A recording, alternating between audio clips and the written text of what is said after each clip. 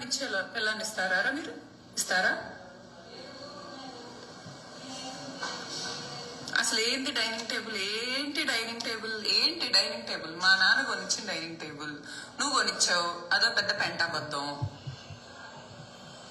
నువ్వు అర్ధరాత్రి రితు చౌదరి కోట్ల ఆస్తులు ఇద్దరు బోత్ సైడ్స్ డైనింగ్ టేబుల్ గురించి కొట్లాడుతున్నారు. లేనోడు కొట్లాడిండు, లేకోడు కొట్లాడిండు, వాడు దరిద్రుడు అంటే దారిద్ర్యంతో బాధపడుతున్నాడు కొట్లాడిండు అంటే అర్థం ఉంది. మీరు కోట్లు పెట్టుకొని డైనింగ్ టేబుల్ గురించి మీరు కొట్లాడేందుకు అయ్యా? I don't know. మీరు అట్లాంటి లక్షల దానం చేసే స్థాయిలో మీరుండి ఇంకా డైనింగ్ టేబుల్ గురించి మీరు కూడా కొట్లాడితే ఎట్లా?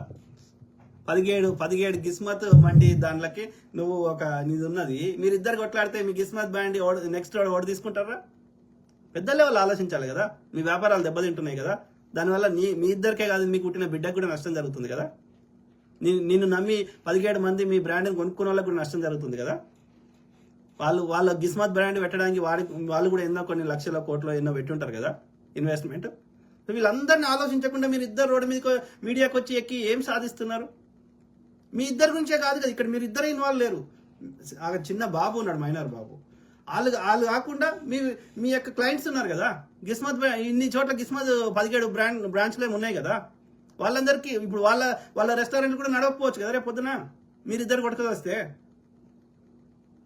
మరి అంటే అది మీది కాదు కదా పైసలు, మిమ్మల్ని నమ్మి మీ మీద పెట్టుబడి పెట్టిన వాళ్ళే కదా, మీ బ్రాండ్ని నమ్మి. మీరు ఎంతమందికి నష్టం చేస్తారు మీడియాకి ఎక్కి? ఎవరి దగ్గర ఉంటుంది అవన్నీ తీసుకొని మీ బచ్చగానికే కదా ఇచ్చేది. నువ్వు గౌతమి అయినా కొడుకు వేయాల్సింది, ధర్మమేష్ అయినా కొడుకు వేయాల్సింది కదా. ఎందుకు కొట్లాడుతున్నారు? సింపుల్ సొల్యూషన్ నేనైతే అదే చెప్తా. ఓకే, మీకు ఏమన్నా ఉండను అవి. ఓకే, 50% ఆ బచ్చగాని మీద రాయిర్రి, మిగిలిన 50% శరసగం తీసుకొని ఎడిపోండి, అయిపోతుంది, పీడవుతుంది. ఎందుకు తిరుగుతున్నావు అనగానే నీకు కింద గాలింది.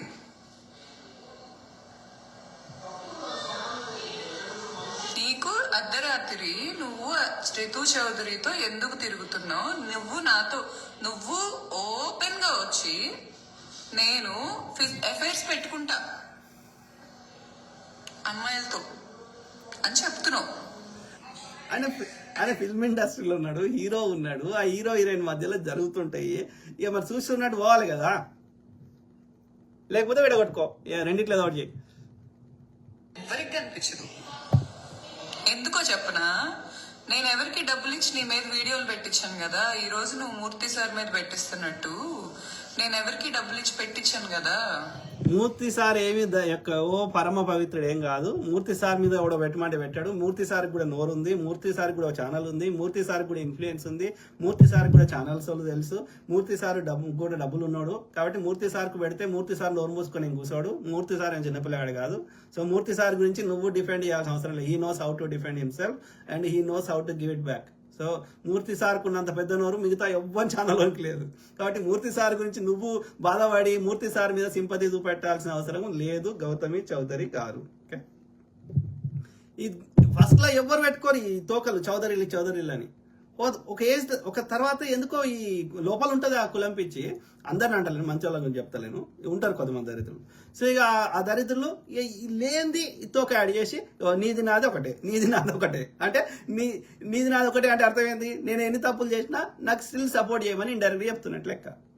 నాకు ఎక్కడో ఎందుకు నేను ఇప్పుడు ఉస్మాన్ యూనివర్సిటీలో 96 నుంచి 2000 వరకు బయోమెడికల్ ఇంజనీరింగ్ చదివినా నేను. ఓకే, ఓయూ క్యాంపస్లో. ఓకే, సో మా క్లాస్లో 30 మంది ఉండాల్సింది, అది ఏ కారణం చేత ఒక 5-6 వెళ్ళిపోయారు, 25 మంది ఉన్నారు. అందులో దాదాపు ఒక 10 మంది దాకా అమ్మాయిలు ఉన్నారు, మిగతా అబ్బాయిలు ఉన్నారు. ఓకే, అంటే ఒక 20 అరౌండ్ 20 పీపుల్ ఉన్నారు. 10 పీపుల్ అట్లున్నారు. ఒక 15 to 18 అంటే అబ్బాయిలు ఉన్నారు. ఓకే, అందులో ఒకని పేరేంది సుభాష్, వాని పేరేంది సుభాష్ గొట్టం అని ఉన్నాడు. వాళ్ళు హైదరాబాద్లో వచ్చి సెటిల్ అయ్యారు, ఈసీఐల దగ్గరనో ఎన్నో. ఓకే, సో కానీ యాక్చువల్ ఏంది విజయవాడ. కమ్మ అంట. మనకి కులాలు గిలాలు తెలియదు, ఏది తెలంగాణలో ఒకటి పట్టించుకోడు సాధారణంగా. ఓకే, మనకు తెలియదు. ఓకే, వాళ్ళు కమ్మ అంట. ఓకే, క్లాసులు ఏంది మొత్తం వాడి చెప్పిందే నడవాలి.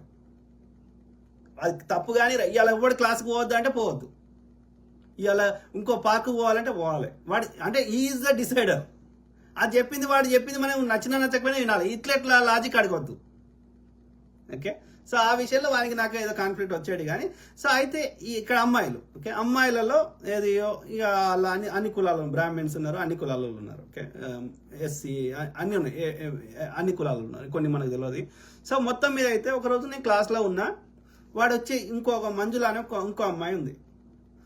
ఆమె మంజులానే తెలుసు మనకి, ఆమెది ఏ ఊరో ఏం కులమో నాకేం తెలియదు. ఓకే, ఈ సుభాష్ అనేటోడు వచ్చి వీంది విజయవాడ, ఆ అమ్మాయిది ఎక్కడ ఉన్నదో తెలియదు. అంటే వీళ్ళంతా హైదరాబాద్ సెటిల్ అయ్యారు కానీ బట్ మళ్ళీ సంక్రాంతి వస్తే ఆంధ్రాకి పోతారు ఎక్కువ మంది. ఓకే, ఇప్పుడు చెప్తున్న వాళ్ళంతా. సో అయితే వాడు ఈ సుభాష్ గొట్టమే అనుకుంటున్నా, కాదనుకుంటున్నా, సుభాష్ ఏదో ఉంది వాని పేరు, లాస్ట్ నేమ్ ఏదో మర్చిపోయినా.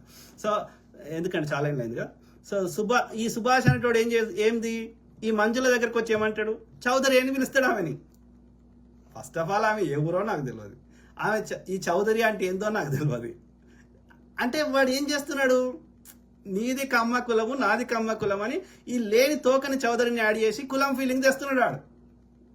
తెలంగాణలో వాడు పట్టించుకోడు ఈ కులం ఈ పర్టికులర్ కులమానికి చౌదరి అంటారని మాకు తెలియదు. సో అంటే ఇక్కడ చిన్నప్పటి నుంచి ఈ ఆంధ్రాలో ఈ కులం పిచ్చి, ఈ రూట్స్ యొక్క భయంకరంగా ఉన్నాయి అనేది ఈ ఎగ్జాంపుల్ ద్వారా చెప్పే ప్రయత్నం చేస్తున్నా. ఓకే, ఏంటండి తప్పు, ఇంటికి వచ్చారు ప్లేట్ లో సలాడ్ అయితే వాళ్ళ హస్బెండ్ కూడా చెప్పిండు కదా ఈ ధర్మ మహేష్ కూడా, ఏది అసలు నేను దేక ఈ కులం ఏంది, మతం ఏంది, ఇవన్నీ పిచ్చి కథలు, మానవత్వము, మనిషితనము. సో వీళ్ళ డాడీ కమ్మ అంట, కానీ ఈ అమ్మాయి వాళ్ళ అమ్మ వేరే కులం అంట, వాళ్ళిద్దరు లవ్ మ్యారేజ్ అంట. సో నేను పట్టించుకోనండి, కానీ ఈమె మాత్రం గతంలో ఈ తోక లేకుండానంట, ఓన్లీ గౌతమే ఉండేనంట. ఇప్పుడు ఈ చౌదరి యాడ్ చేసుకున్నది. ఎందుకు యాడ్ చేసుకున్నది, ఎందుకంటే ఈ ఆంధ్ర, ఈ తెలంగాణలో ఉన్న యూట్యూబ్ ఛానళ్ళు కానీ లేకపోతే శాటిలైట్ ఛానల్ కానీ ఎక్కువ కమ్మ వాళ్ళే ఉన్నాయి. ఈ ఫిల్మ్ ఇండస్ట్రీలో కానీ అన్నిట్లలో కమ్మ వాళ్ళే ఎక్కువ ఉన్నాయి. ఎందుకంటే వాళ్ళు వ్యాపారం చేస్తారు, పెట్టుబడులు బాగా పెడతారు. ఇప్పుడు రామోజీ ఫిల్మ్ సిటీ ఇట్లా ఏమన్నది అండి, ఎక్కువ శాతం కమ్మలే ఉన్నాయి అన్నట్టు. సో ఈ చౌదరి తోక తలిగించుకుంటే మనమ్మాయే కాబట్టి నాకు మద్దతు ఇస్తారని ఆ తోక తలిగించుకుంది అనేది ధర్మమహేష్ గారి యొక్క ఏమంటారు, ఆయన యొక్క ఒపీనియన్.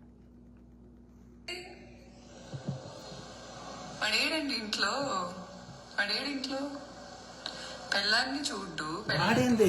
వాడేందే మొగుని పట్టుకుని వాడంటారే పబ్లిక్ లో వచ్చి, ఇంట్లో కూడా అనొద్దు, బయట కూడా అనొద్దు. గట్ల వాడు అన్నాక వాడు కలిసి ఉంటారా పాపం. నేనైతే ఒక్కరోజు కాదు, ఒక గంట కూడా ఉండా, నువ్వు నన్ను వాడు అని పొద్దుగా లేస్తే ఇంట్లో నువ్వు వద్దు, నువ్వు ఎంత టాలెంట్ అని ఉండని, ఎంత అందం అని ఉండని, పొయ్యిలో పెట్టుకో, నాకు వద్దు. బిడ్డతో ఉండడు, వెళ్ళి పబ్లిక్ టాయిలెట్ లాగా 4-5 ఎప్పుడు ముగ్గులే కాదు. పనోని కూడా వీళ్ళం కదా మేము, పనోని కూడా ఎలిగా మల్లిగా అని పిలిచే రోజులు పోయినాయి. పని కూడా మళ్ళన్నారా కూసో అనే అంటాం, అట్లా గౌరవం ఇస్తాం పనులకు కూడా. వాళ్ళని కూడా ఎసే పోసే అని అనం. మా ఇంట్లో గిన్నెలు తోమడానికి వస్తుంది, ఆమె పేరు ఎంతో ఉంది మర్చిపోయినా. సో ఆమెకి చాయ్ పోసి ఆమెకు కావాల్సిన టిఫిన్ పెట్టి, ఆమె ఎంత భాగ్యలక్ష్మి. సో ఆమె పేరు భాగ్యలక్ష్మి. భాగ్య అని పిలుస్తుంది మా అమ్మ. కానీ పోయే రాయే ఎసే పోసే అంటదా, చచ్చినానది అంటే తెల్లారు రాని కూడా ఏందమ్మా ఎట్లా కనిపిస్తున్నామ్మా, నువ్వేమన్నా నేను కష్టపడేది సంపాదించుకుంటున్నా కదా, నీదేమో తింటున్నా, మళ్ళీ 4 తిట్టిపోతుంది. మళ్ళీ ఇంటికి ఇంకో పని మనిషి కూడా రానియదు. ప్లస్ మనకు ఆ భావన కూడా లేదు. అందరం మన మనుషులమే, ఎవరి టాలెంట్ ఎవరి తగ్గట్టు వాళ్ళకి నచ్చిన పని వాళ్ళు చేసుకుంటారు, కానీ అందరం మనుషులమే కదా. సో అట్లాంటి ఫీలింగే ఉండదు. అట్లాంటి ఒక పని మనుషుడు మేము అనము. నువ్వు భర్తను పట్టుకొని వాడు వీడంటే అది కుక్క గిక్క అంటే వాడు కలిసి ఉంటాడు నీతోటి. నాలాంటి ఆత్మగౌరవం ఉన్న వ్యక్తి అయితే సచ్చినా ఉన్నాడు.